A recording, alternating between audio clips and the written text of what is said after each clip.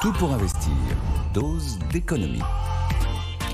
De Bruxelles où on pousse un ouf de soulagement, enfin non, mais en tout cas la filière automobile européenne. Bonjour Nicolas Dose. Bonjour. Puisque Bruxelles accepte d'assouplir les limites d'émissions de CO2 qui étaient prévues cette année, que dit la Commission européenne, Nicolas? Elle donne 3 mois. Elle ne change pas l'objectif. Il s'agit de réduire en moyenne l'empreinte carbone des ventes par constructeur de 15%, donc les émissions de CO2.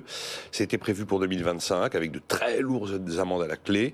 C'est maintenant étalé jusqu'en 2027. Donc objectif inchangé, mais délai supplémentaire et évaluation sur 3 ans. Donc cette décision va éviter à des constructeurs qui ne peuvent pas respecter cette réduction d'émissions de CO2 en 2025 d'avoir à payer de très lourdes amendes, et elle va permettre à ceux qui, à l'inverse, sont dans les clous, de prendre de l'avance et d'accumuler des crédits d'émissions carbone. Alors c'est une vraie victoire évidemment pour la filière automobile qui était à la manœuvre depuis un certain temps. Principalement Volkswagen, BMW, Stellantis et Renault. Par exemple, Volkswagen avait indiqué qu'il serait, quoi qu'il arrive, dans l'incapacité en 2025 de tenir cet objectif, notamment parce que le catalogue de produits électriques n'étant pas suffisamment garni. Et ils avaient d'ores et déjà indiqué qu'ils devraient payer à eux seuls 2,5 milliards d'euros d'amende pour non-respect de la réduction de l'empreinte carbone.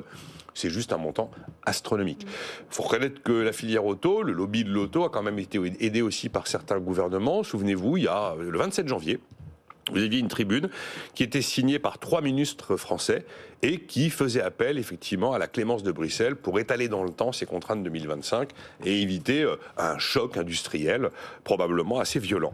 Donc l'assouplissement de cette régulation qui s'appelle CAF ou CAFE, Corporate Average Fuel Economy, a donc été accordée par la Commission de Bruxelles. Elle doit être validée par le Parlement européen et validée par le Conseil européen. Donc voilà, l'histoire n'est pas pliée, mais ça en prend clairement le chemin. L'automobile d'ailleurs qui souffre ce matin en bourse. Ils avaient bien réagi hier. L'entrée en vigueur des droits de douane. On a Stellantis qui est dans le rouge à moins 4,84%. À l'heure où on se parle, il est 10h34. Nicolas, est-ce que vous pouvez nous expliquer pourquoi Bruxelles a pris cette décision? C'est un peu le pragmatisme qui a poussé à cette décision. Je rappelle que la décision, elle est prise politiquement en 2019. On est en 2025. Et vous avez des raisons objectives qui permettent de comprendre pourquoi on décide de donner plus de temps.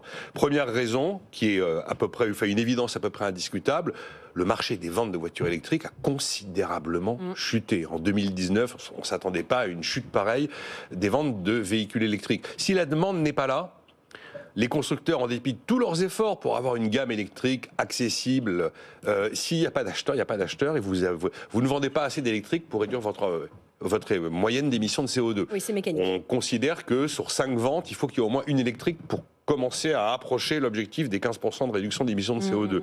Donc si la demande n'est pas là, et on est devant une réalité de marché dont il faut tenir compte.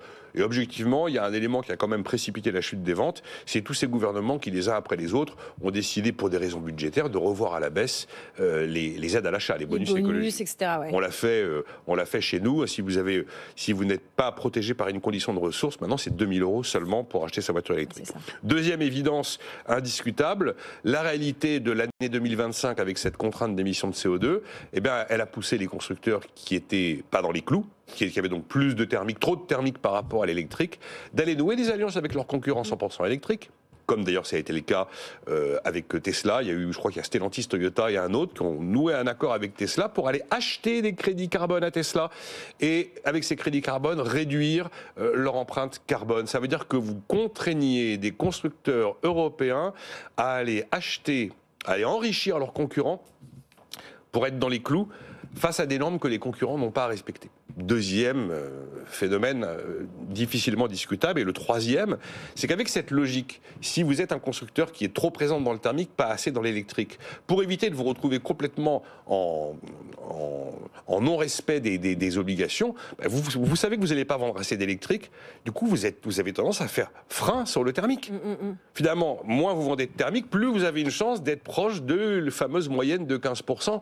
Ce qui fait que, très concrètement, avec une telle mesure, on pouvait se retrouver avec une offre contrainte, voire certains concessionnaires qui se retrouvaient quasi pénurie de véhicules thermiques et de véhicules hybrides. Donc des réalités de marché, des réalités économiques, commerciales, industrielles qui se retrouvent face à un choix politique qui maintenant a déjà 6 ans. Voilà les raisons qui ont poussé Bruxelles à prendre cette décision. On a souvent rappelé que c'était un choix politique, effectivement, dans lequel l'industrie devait... Tout le monde n'est pas d'accord avec ce que je dis. Le débat avec Jean-Marc Daniel ce matin, il n'était pas du tout de mon avis. Il considérait que l'avenir, que la fin du monde devait systématiquement l'emporter sur tout le reste et qu'il fallait absolument garder les objectifs politiques qui avaient été fixés en 2019. D'ailleurs, les ONG, qui elles aussi sont concernées, et beaucoup de nos auditeurs aussi, par cette mesure, dénoncent un détricotage des engagements verts, à guillemets, de l'Europe.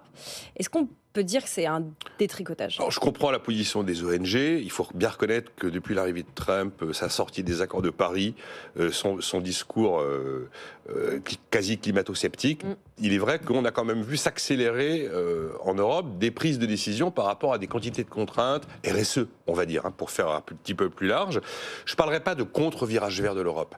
Je parlerai simplement d'une adaptation des normes et des contraintes un peu à la réalité. Voilà.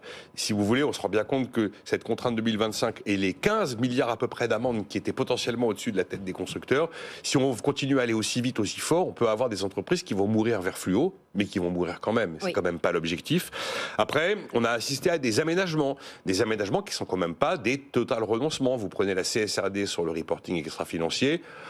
On a épargné certaines entreprises en fonction de leur taille. On n'a pas totalement renoncé au reporting extra-financier. Vous prenez la CS3D sur le devoir de vigilance des multinationales.